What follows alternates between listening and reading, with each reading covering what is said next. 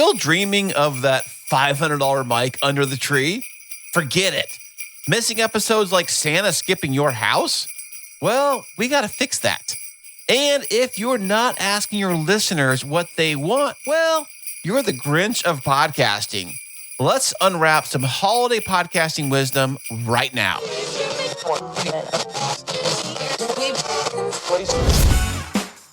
Sound matters. Be heard. Welcome to the podcast where you get exclusive behind-the-scenes tips to make your own show sound truly spectacular. This is Podtastic Audio. Hey, what's happening? How are you doing today? Thank you so much for being here. I am Chris, and yeah, this is Podtastic Audio.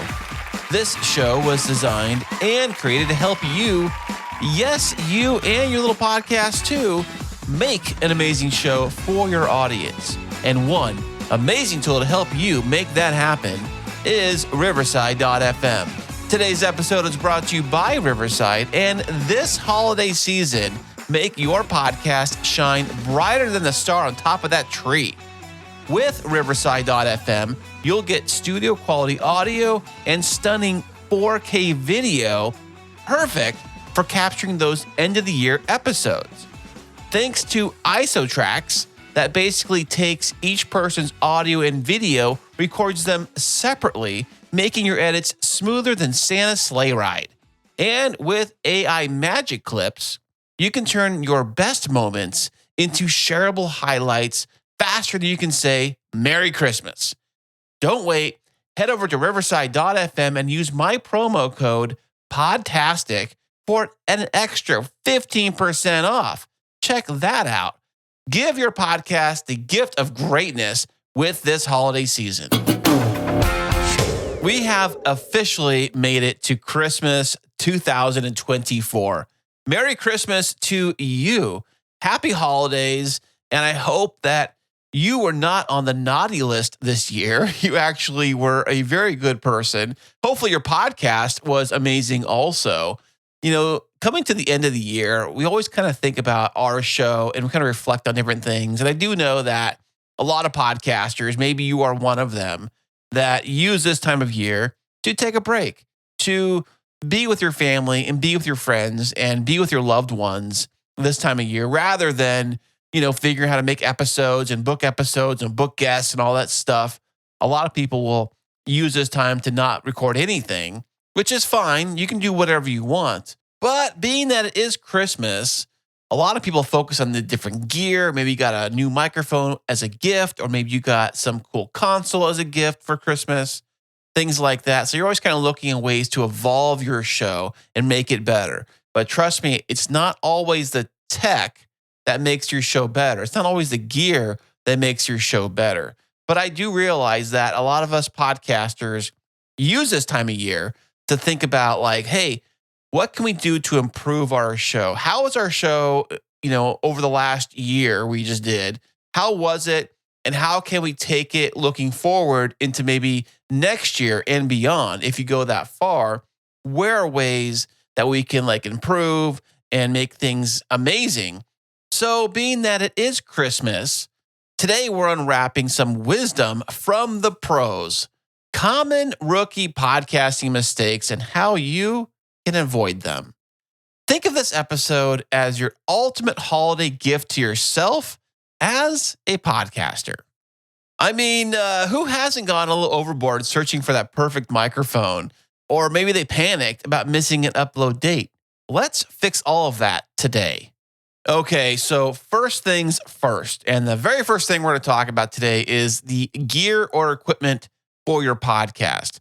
Now, here's the deal. See, too many podcasters get stuck thinking about the podcast gear and equipment. I know that I did. When I first got started, I jumped in with simple, basic USB microphones plugged into my old dinosaur computer. Well, it was cool back then when I bought it 15 years ago, but I was wondering, can I make this even happen? Can I make my audio get recorded into these cheap little microphones, put it into the computer, edit the audio, make it sound amazing? But eventually, what I did was I upgraded from that to something a little bit bigger. It wasn't like I jumped from USB microphones directly into a Rodecaster Pro 2. I didn't make that jump. What I went from was simple USB to ATR 2100 microphones with a basic, simple audio interface. Very simple stuff. That was a jump that I made. And then eventually I moved on to the Rodecaster Pro 2. Now, the only reason why I did that was because I wanted to make things as easy as possible. Yes, we could be still recording with those old crappy $20 microphones. Yes, I still could be using my old computer, but I evolved with the computer. I evolved with gear. And for me, it's all about what is going to make this thing super easy to create. So when it comes to podcasting gear, I know it can sound like very overwhelming. So if you start off with something very simple, like the ATR 2100 microphones like we had, or the Samsung Q2U microphones, we have those too. They're both really good microphones. They're very affordable microphones. I'm talking maybe $50 or less for the microphone. They can plug into a console or a computer directly. They both sound great. And for the most part, when it comes to making sure your podcast sounds great, there's lots of software tools out there. There's lots of ways you can enhance pretty much any microphone you want to sound amazing. So focus on learning how to use what you have. Get comfortable with your mic techniques, your recording environment, and some simple basic editing. I'm using Audacity right now. It's got to be the number one podcast recording and editing tool on the planet. It's super easy. It's very powerful, and it's free. That's probably the most important part. It's totally free. There's lots of other ones out there. I think this one sounds great, especially for an audio podcaster. It's actually perfect. But when it comes to recording your podcast, especially if you spent a bunch of money, so you don't need to record in a noisy kitchen just because you bought a $500 microphone. You know, good audio is 90% environment and maybe 10% gear. So a basic microphone in a well-treated room that's not got a lot of noise, and a lot of people running around in this room here, will sound great. You know, I have known many of podcasters that were always chasing the next piece of equipment, the next microphone, thinking that if I only bought this $200, $500 microphone, it's going to catapult my show to amazing. It's going to make my show number one on the charts because I spent, $1,000 or $2,000 on equipment and gear. That is a thing that's going to make it amazing. But the truth is, actually, the content is what's going to keep listeners coming back, no matter how great it sounds. And I know I've said this before, you're going to make great audio, and audio is going to keep your listeners coming back for more. But if they have nothing to really come to in the first place, like your content isn't that great, or perhaps maybe you bring on a guest that's incredibly boring. No one's listening to this guest because they've got nothing to say and they have no story and their value is nothing. Then no matter how great they sound or you sound, no one's coming back for that. So content is always king. Make sure that you have great content and make sure you have great audio to go with it. But the audio should not be the first priority. The content, what you're saying, the value, what you're saying needs to come first. Okay, moving on to the next thing we can focus on this holiday season to improve your show is that consistency is key. Now, the next big mistake is inconsistency.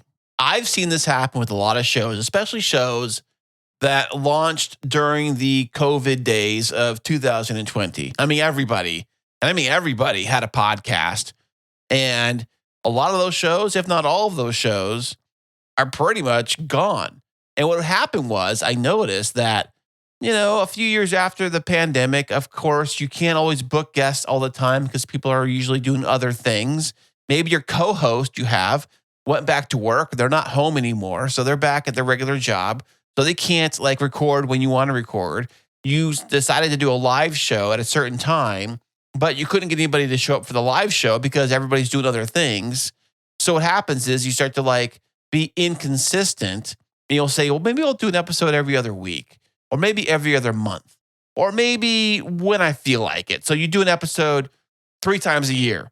Listeners need to know when to expect you, or they'll lose interest faster than leftover holiday cookies. Okay, so why be consistent in the first place? Podcasting is like a relationship with your audience.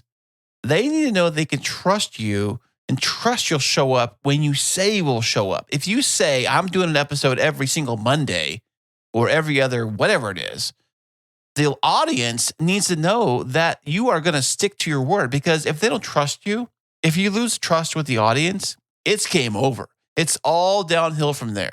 And I know it's Christmas right now today, and yet here I am with a podcast. How did I pull it off? Am I sitting here recording on Christmas morning? No, I am not.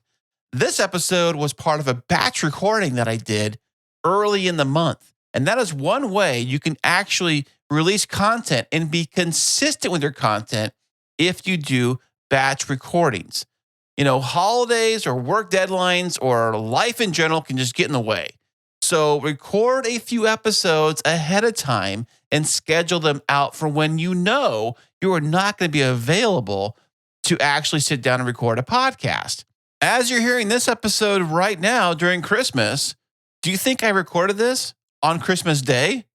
No, this is part of a batch recording that happened earlier in the month, which allowed me to do other great, amazing Christmas things this month of December. It gives me a break so that I can focus on other things, not just a podcast thing. So batch recording is a great way to free up some time and be consistent, because consistency is key to all of this. And another thing you can do, if you decide I'm not going to do batch recording because I maybe do like a news show or something that's kind of relevant to the week, then figure out what day and time of the week you're going to record. Make that a priority. Make an appointment. Set an appointment for that day and that time. So that day and that time is a time that you are recording the podcast, and you never, ever go off that time. That is how you can become consistent. I know on the Chris and Christine show, when we first launched the show, it seemed like was it Saturday night or Sunday night, we would do the podcast recording, Christine and I, and then I would wrap it up and send it out Monday morning or Sunday, the very next day, usually the day of. So I would record the episode, quickly edit the episode, and then send it out right away. Or I usually did not set it out to go out as a batch recording. It was usually just immediately I would send it out. In fact, I didn't realize you actually could do that until much, much later. But yes, I think every podcast media host allows you to preset episodes to go out on certain days. So you can probably, I think if you wanted to, actually preset and batch record everything, but preset everything to go out every single Monday for the entire year, all 52. If you really wanted to, you can do that. But hey, it's your podcast. You can do it however you want. But one little tip here is that if you're going to batch record or figure things out, maybe this week, look at your calendar and plan out for your next episode, even if you record it sometime in early January. But just giving yourself 30 minutes to plan out the episode is one step forward to creating amazing content and being consistent. Okay, and finally, let's talk about feedback. Your podcast isn't just for you, it's for your audience. So why not ask them what they want? Just the other day, I was on social media and somebody was saying something about how many downloads they're getting or how many downloads they want to get. They're throwing these numbers out there, or they're super excited about hitting some grand number, and they're telling everybody on social media, I can't wait to hit this big number, massive number. I'm like, well, what happens when you hit that number? And more importantly, do you think your listeners to your show care how many downloads you get? If you love a show and you are really into the show, you don't care how many downloads that episode gets. Why would you even care? All you care about is that show delivers amazing content. It sounds great. It's a show you really love. You don't care how many listeners they get. Oh, I really need to know they got 100,000 downloads on this one episode. it doesn't matter to you because you, the listener, enjoy hearing the content. So just remember, the podcast isn't directly for you, the podcaster. It's for the audience that hears that podcast. So give them what they want. So how do you find out what they want? Well, get yourself some listener feedback. Now, the reason why this even matters in the first place is because your listeners, the ones that listen to your show, are your best resource for improving your own podcast. They're the ones that are going to tell you what's working and what's not working. And I don't mean asking mom, because mom's going to say everything is great. Oh, look at you. You look so great with your microphone, and your audio and your podcast. It sounds great. It looks great. I love it. It was amazing. But your actual real listeners to your show. Now, I know sometimes that when you ask your listeners, they may say, oh, everything's great. It's fun. I love it. I enjoy it. They might not give you a lot of things. So if you can ask them, like, what do you not like about the show? And then maybe they can give you a couple little tips here and there. But feedback always matters, because this way you can actually figure out what works, what doesn't work. And then maybe you can fine tune your podcast one way or another to help serve the audience. Now, some simple ways to really do this is that if you're on social media, I do know for a fact that Twitter X lets you put polls into the posts. I've been doing this for a very, very long time. And you can ask them, like, hey, what do you like about the episode or the podcast? What you don't like, things like that. And I believe you also can do surveys on Threads. Makes it very simple. The ones on Threads expire in 24 hours, but the ones on X Twitter allows you to kind of make adjustments on how long you want the survey to go for. Just things to consider and play around with. Now, I'm also on Blue Sky, but on Blue Sky, I don't see survey feature built into it quite yet. Maybe they will put one in the future, but it's not on there. But you can simply just ask, like, hey, what do you like about my show, or what do you want me to improve with my show?